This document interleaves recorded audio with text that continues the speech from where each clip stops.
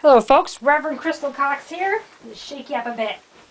Always love the video topics that I'm going to get, lots of stuff on. It's like a crazy work of art. Stuff's coming at you. Alright, you ever heard about the sound of freedom? The smell of money? Alright, well there's a lot of examples for this, but we're just going to talk about these two. Alright. Oh, I'm going to get a lot of guff for this. I spent the night at a hotel just outside of Oak Harbor a couple of years ago, and there was jets flying over every night. No, not every night, so one night. Every half hour. Now, the sound of jets, I'm from Montana, so the sound of jets I used to think was kind of cool. Because it was a rare thing. And it was in the distance, and it was kind of cool. But this particular night, the jets were so loud. It hurt. It hurt my ears. It hurt my head. It hurt my chest. It was, I had on earplugs. I had on headphones. I had the pillows there. And it still hurt so bad. It was unreasonable. And we couldn't get the ferry across, so we were stuck there, right? So you had to just put up with it for the night. And this was just an intense pain, and in that I couldn't think. I couldn't seem to have my own thoughts. You couldn't get out of it. You couldn't get away from it. And this happening like in these places where the government's bombing places and stuff like that, happening all the time. It takes its toll, right? Never having your own thoughts, always being shaken, and you'd say, well, people get used to it, but. Okay, yeah, you get used to a certain amount of noise, and I get that inner city stuff. You get used to a certain amount of toxins, and I get that. But it's got to cause damage, right? I mean, it was unbearably painful. So when I hear people now saying, well, that's the sound of freedom, I think, freedom for who? How is flying jets and wasting gas a sound of freedom? I mean, I didn't realize there was still such a huge sector of society who believes we're still fighting for freedom. I mean, don't you get it? Don't you get that 9/11 wasn't real? Aren't you reading the real information? Aren't you reading the facts? You're still buying into all this crap. And yeah, I certainly support the troops. Troops are people. They should be here watching their babies grow. They shouldn't be kept from their families. They should be doing something that is important and not being misled about it. Okay, they should have the right body armor, and they should be, when they come home, they should be taken care of at the VA. And these men and women need to be taken care of by the government's just sending them to war. And get your facts, right? Don't think that just because and then these people saying, well, if you don't like it here, leave. Okay, well, what about the places where you can't leave? What if you can't sell your house? What if you have to be in that area? And they say, well, if you don't like it, leave. And this is the sound of freedom. It is literally breaking the sound barrier right above people's heads. How can this be justified? And the people that fight it, well, they're all shut down. Kind of reminds me of the Dixie Chicks saying she's ashamed to be a Texan or whatever because of 9/11. Well, the Dixie Chicks were right. How much hate did they get? And now what, 2 decades later or whatever, the truth's finally coming out about Bush and all that evil stuff? It is not the sound of freedom, folks. Those jets breaking the sound barrier and hurting people and vibrating you is not the sound of freedom, okay? Just saying.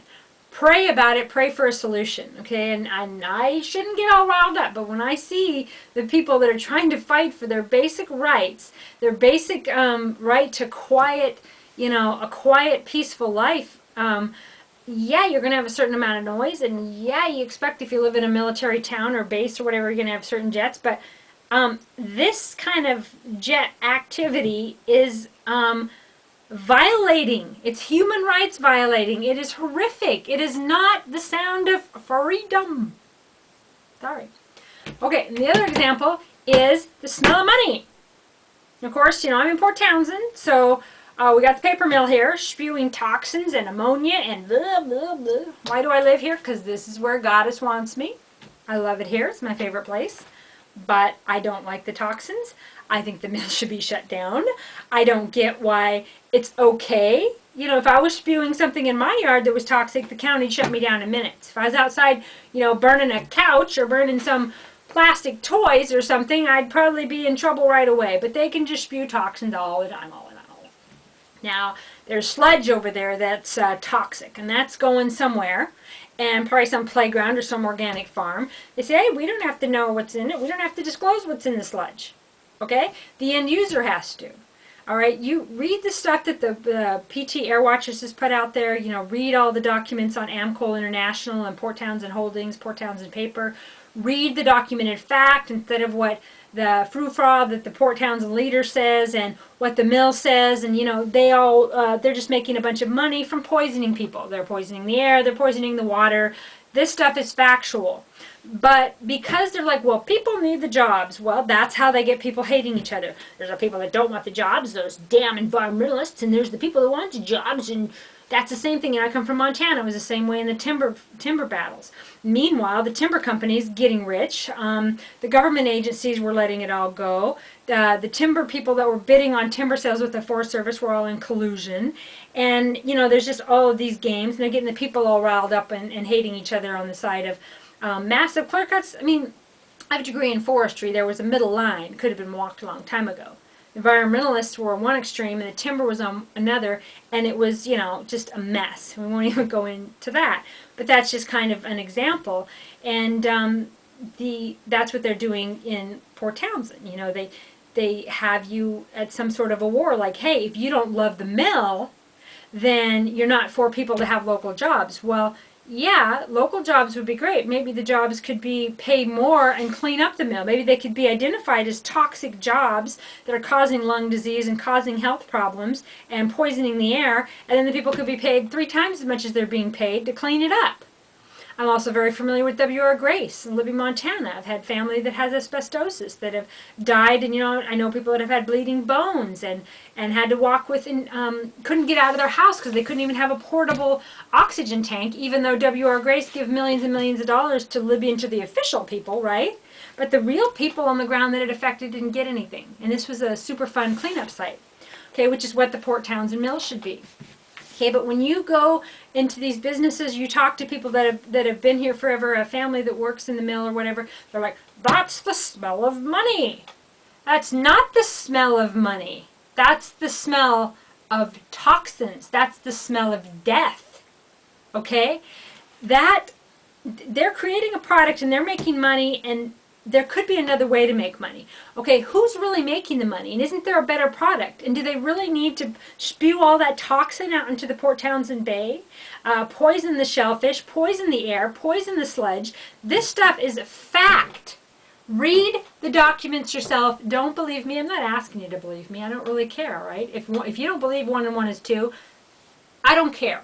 I'm just saying that to say to people, well, that's the smell of money, is ridiculous.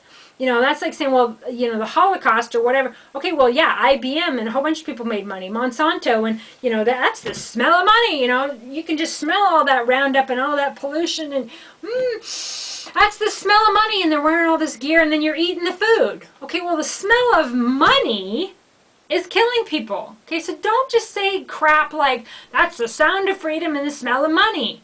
Get your facts. Stay connected to God, to Goddess. Do the right thing, folks. Goddess bless you all.